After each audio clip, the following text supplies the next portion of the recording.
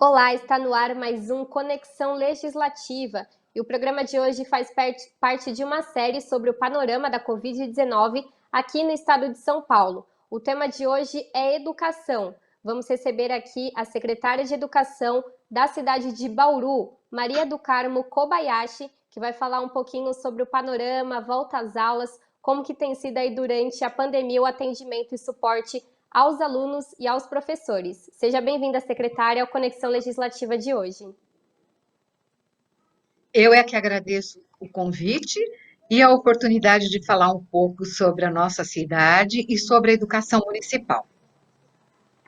Secretária, então, para a gente iniciar esse nosso bate-papo, para o telespectador que não conhece a cidade de Bauru, queria que a senhora contasse um pouquinho aí quantos habitantes, qual a localização dela aqui no nosso estado de São Paulo. Bom, Bauru é uma cidade bem recente, né? Eu não sou bauruense, eu sou são carlense, mas eu moro aqui há mais de 50 anos.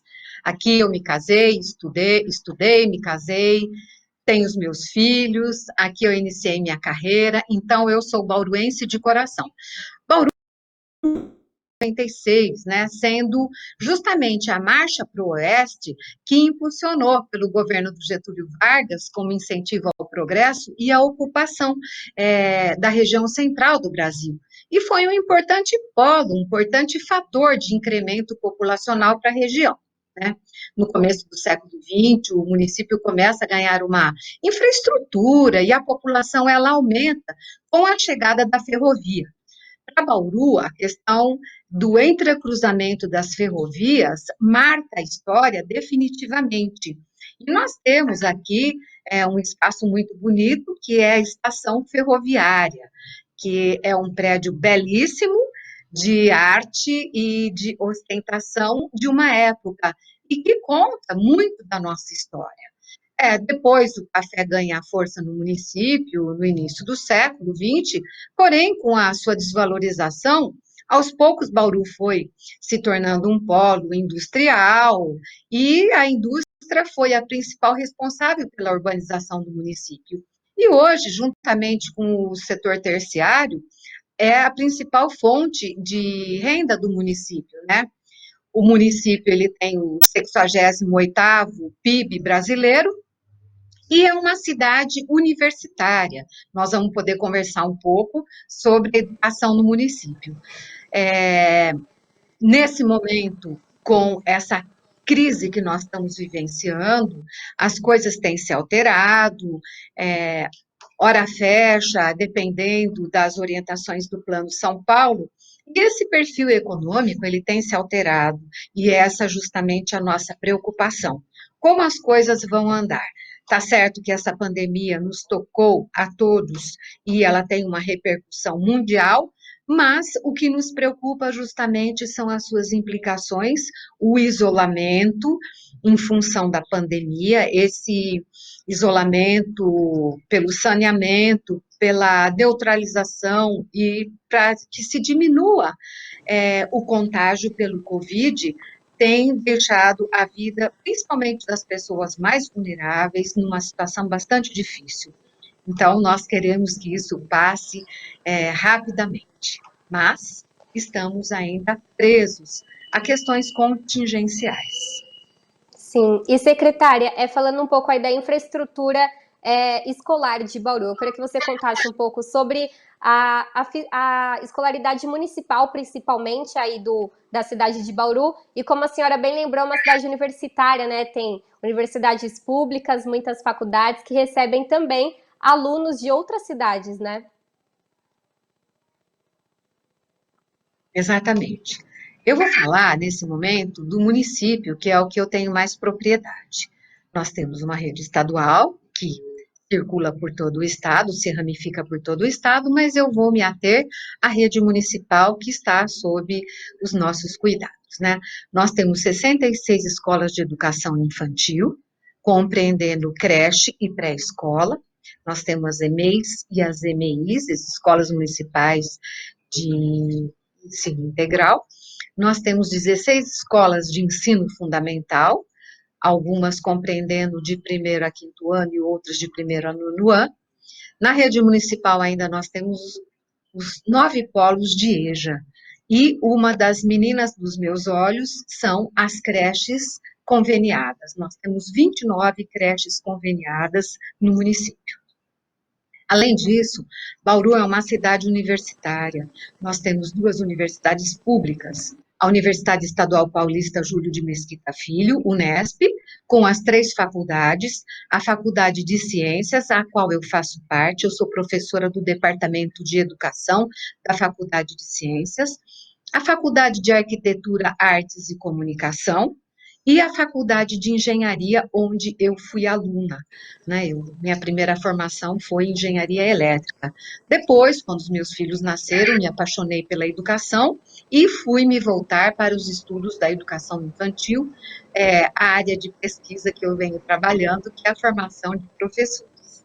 Nós temos também a Faculdade de Odontologia de Bauru, a FOB, que é a USP, no campus de Bauru, onde nós temos 3 cursos. O curso de odontologia, que é um dos cursos mais famosos do Brasil, quiçá da América Latina, é uma referência.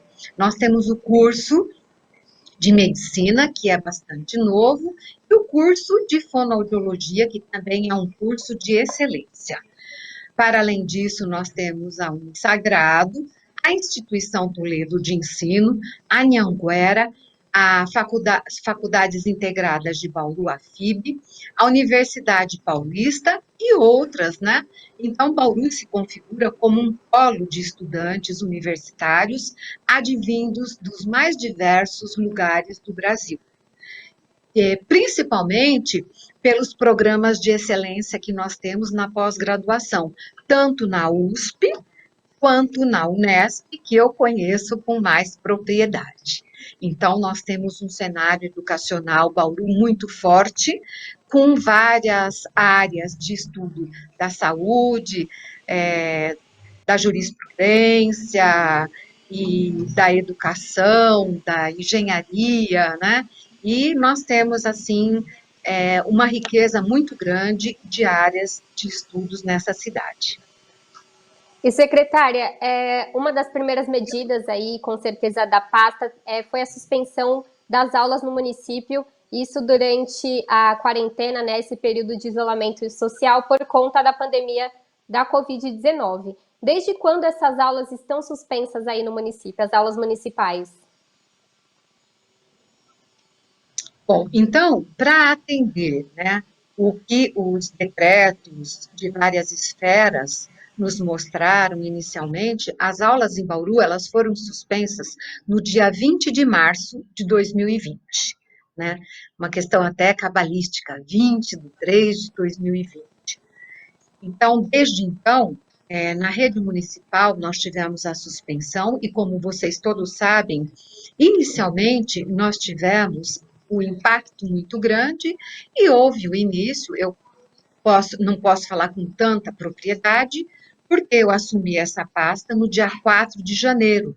Então, eu posso dizer, com a minha experiência de docente universitária, no qual nós assumimos a educação em caráter remoto emergencial, que é justamente quando acontece uma catástrofe, quando acontece uma coisa como essa, uma situação na qual tudo para, né? Então, nós temos, no primeiro momento, uma educação remota emergencial, acatando a catástrofe, a situação. Um dos exemplos que nós temos anteriores foi, por exemplo, Trina, nos Estados Unidos, onde eu busquei muitas informações, né? E aí nós entramos com as metodologias ativas, com o estudo, para mediar essa com as tecnologias da informação e da comunicação digital. Então, o município, que eu sei um pouco menos, também investiu nessa área, né? Mas falar do ano de 2020, para mim, fica um pouco difícil e distante, considerando-se que era uma realidade que eu não vivenciei dentro do município, mas como professora universitária. Secretária, então, falando das expectativas para o ano de 2021, a gente está ouvindo falar bastante na questão do ensino híbrido, né? Que é esse ensino que junta tanto o ensino remoto, quanto o ensino presencial. Isso vai ser realidade aí na cidade de Bauru durante o ano de 2021? Bom, essas ações já tiveram início a partir do dia 9 de fevereiro. O nosso calendário, ele já está prevendo ações junto com professores. Então, nós aqui da Secretaria Municipal da Educação já estamos em caráter híbrido, com a formação primeiro da equipe técnica e dos dirigentes das escolas municipais. A partir daí, nós teremos a formação para o uso das tecnologias, mas já o estudo em uso, né? Porque não adianta nada eu trabalhar a formação das tecnologias só no empírico, só na experiência, só no estudo. Eu preciso já fazer uso dessas tecnologias em prática, para que os nossos professores, os nossos dirigentes e funcionários da Secretaria Municipal da Educação, a fim de que eles façam os estudos e também já pratiquem essas ações. É como tocar um instrumento musical. Não adianta eu ficar ensinando a partitura se eles não tocarem esse objeto. Então, as ações nossas de previsão são justamente para um ensino nesse momento híbrido.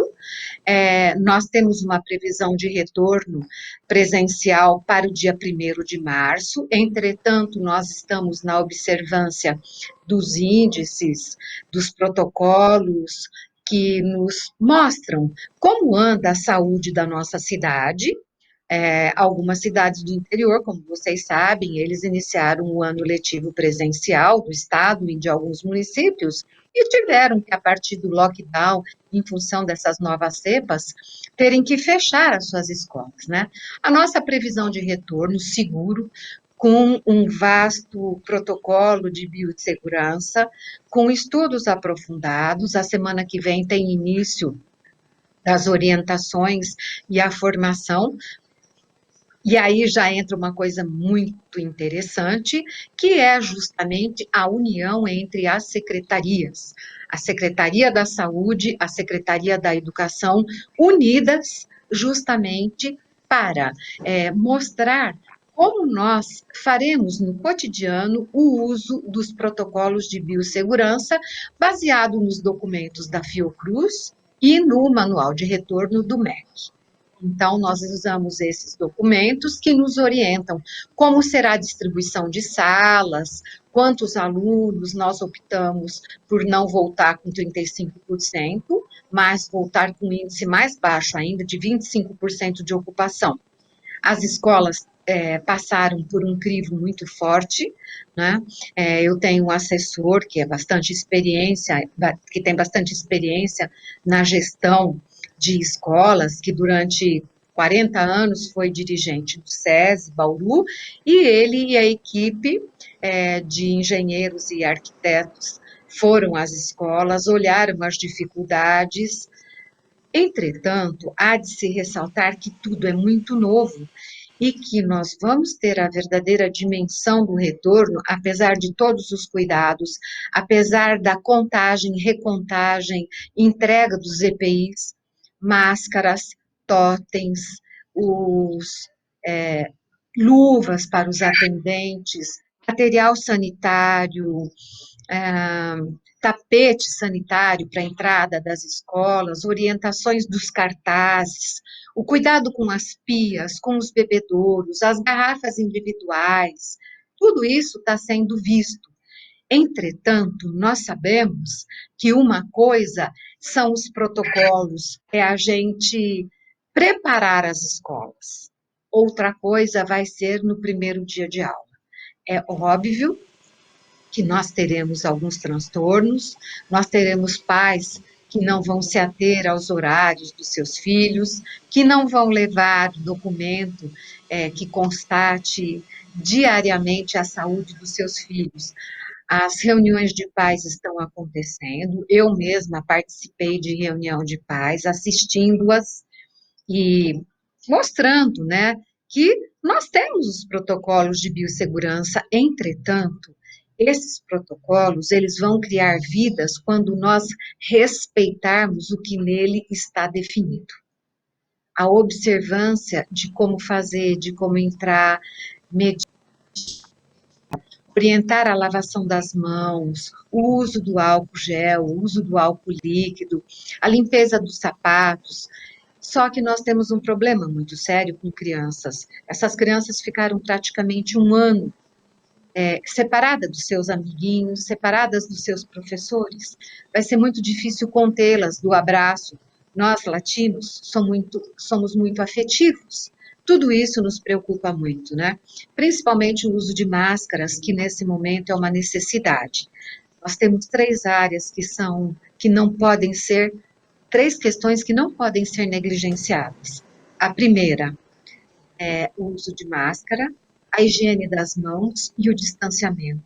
E nós temos que falar para as nossas crianças não levarem as mãos no rosto, não mexer na máscara, né? O horário de lanche, de alimentação, o deslocamento das crianças pela escola, isso são fatores que nos preocupam e que nós temos investido muitas horas de pensar e repensar nessas questões.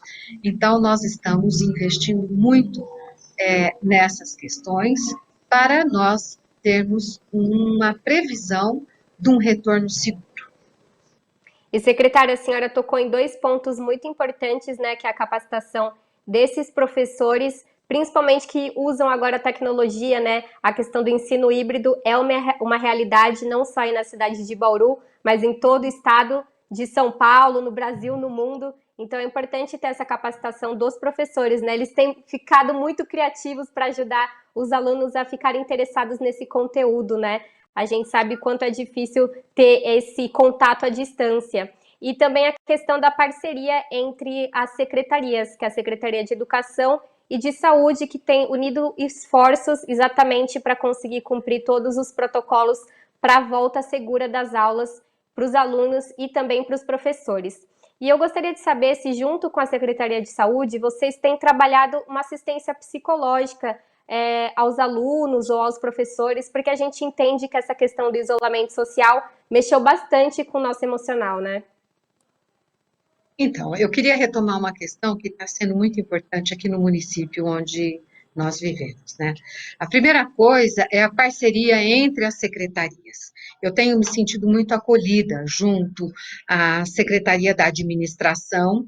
Por quê? Porque várias resoluções e decretos tiveram que ser feitos para a volta desse período que nós ficamos totalmente fechados em home office, para agora posicionar essa volta cuidadosa, criteriosa e gradativa.